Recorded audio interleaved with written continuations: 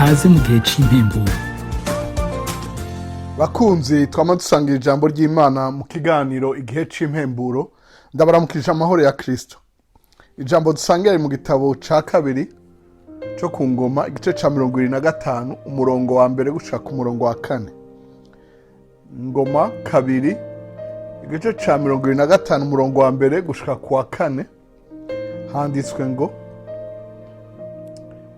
Amaziya yari amaze imyaka 25 igihe yaja ku nganje. Amara imyaka 29 i Yerusalemu ari ku nganje. Nyina yitwa Yehoyadina w'i Yerusalemu nyene. Akora ivyiza Uhoraho ashima, ariko ntiyabigirana umutima utunganye gose. Amaze kubona ko yatsimbataye ku nganji, yica babakozi bo mu rugo bari barishe umwami se wiwe.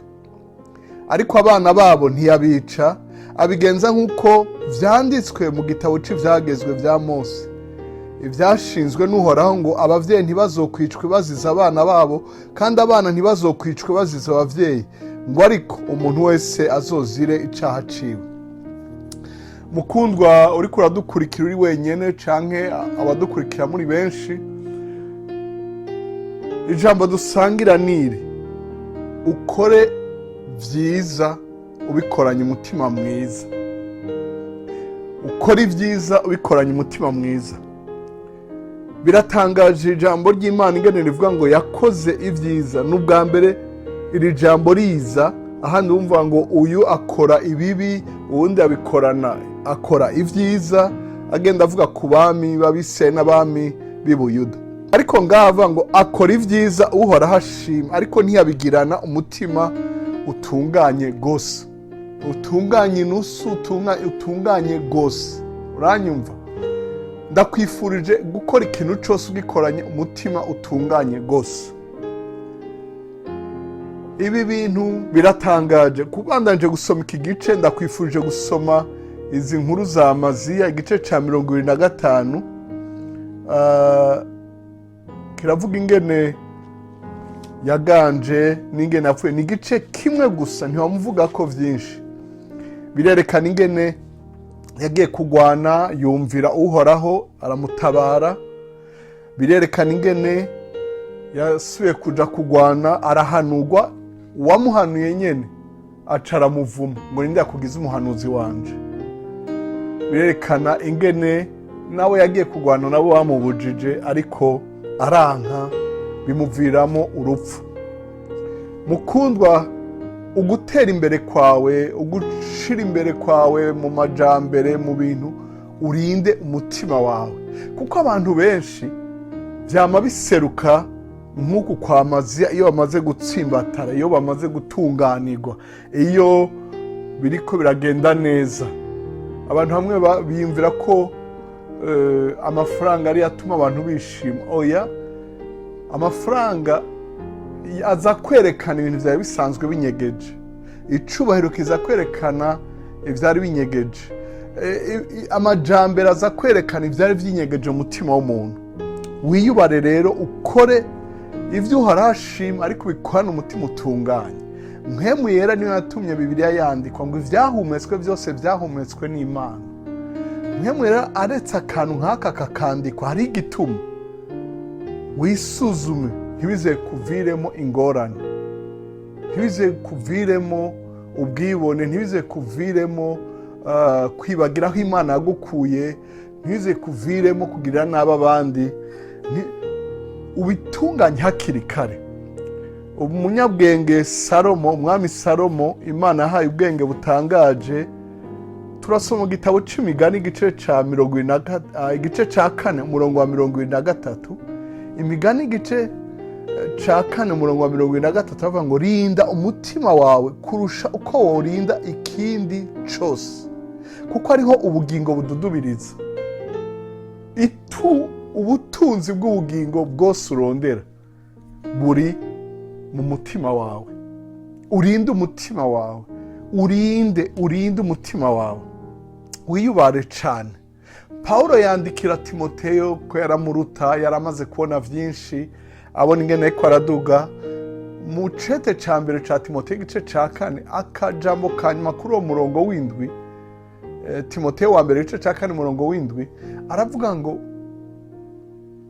wewe wimenyereze kubaha Imana, kurinda umutima wawe biva mu cyo ukora buhoro buhoro mu kantu gatonya abantu bakubona batakubona.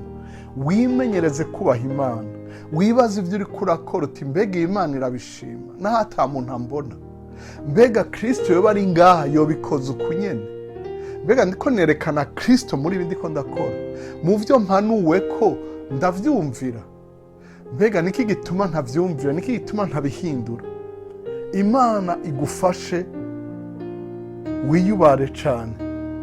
Paulo aravuga ahanura ab'i Filipi, yari abandika ibintu byiza byinshi, ingene bakwiye kunezerwa, ingene bakwiye kwirinda guhagarika umutima, ingene bakwiye kwirinda ibintu byinshi. Aheza avuga mu b'i Filipi igice cya 4:8 ngo ibisigaye bene data, ivyo kuri byose, ivyo kubahwa byose, ibitunganye byose, ibitanduye byose, iby'igikundiro byose, ibishimwa byose, nihaba hari ingeso nziza, nihaba hariho gushimwa, muba ari byo mwiyumvira, ibyo mwize ku murongo w'9, ibyo mwize, ibyo mwakiriye, ibyo mwumvise, ibyo mwambonanye, muba ari byo mukora, niho Imana nyene amahoro izobana namwe. Imana ishimwe cyane. Mukundwa, niwakurikira ivy'ukuri byose uzorinda umutima wawe, niwakurikira ivyubaha byose uzorinda umutima wawe, niwakurikira ibitunganye byose uzorinda umutima wawe, ibitanduye uzorinda umutima wawe, ivy'igikundiro byose, ibishimwa byose, nihaba hari ingeso nziza. Ingeso ni ikintu umuntu atangura buhoro buhoro. Wiyubare. Uyu yari yarabitse akantu, aronse akarya atangura kwihora, atangura kwica, atangura kwerekana uwo ari we, atangura kwibona, ntiyabagihanurwa n'ibindi. Turabona abantu bagiye bagwa aho bugakiriye, bagira ingorane aho bari bageze kuruhukira. Urinde umutima wawe. Mu myaka maze y'uburongozi, y'ubupastori, umuvyeyi, nagiye mbona ko ni ibintu byagiye birakurikirana abantu baronka akaryo bagaca berekana aho bari bo, muga ari ibintu byari bimaze imyaka n'imyaka bahanurwa ntibabivemo. Imana igufashe urabe. Paulo aravuga ngo niyo notanga ibyanje byose n'umubiri wanje ugaturirwa nkabihaboro ntafise urukundo, byoba ari ubusa.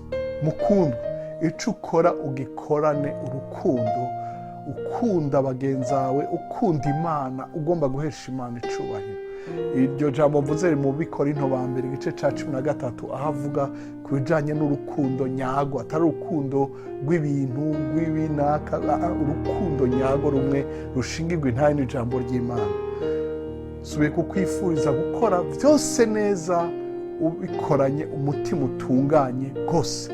Paulo henshi agenda avuga ngo ndashimira Imana nkorera atajwi rinyagiriza mu mutima. Niyaba hari ikintu kikwagiza mu mutima, ugishira imbere y'Imana, usaba Imana ikigongwe, utunganye nawe muri kumwe, utunganye, witature kugira ngo Satani ntaronka ahagarara, nturonka aho ufatirwa, ugire umutima utunganye rwose. Imana iguhezagire. Urakoze kudutega yombi, urakoze guhanura abandi, urakoze kubera akarorero abandi, urakoze gusangiza abandi ubutumwa bwiza.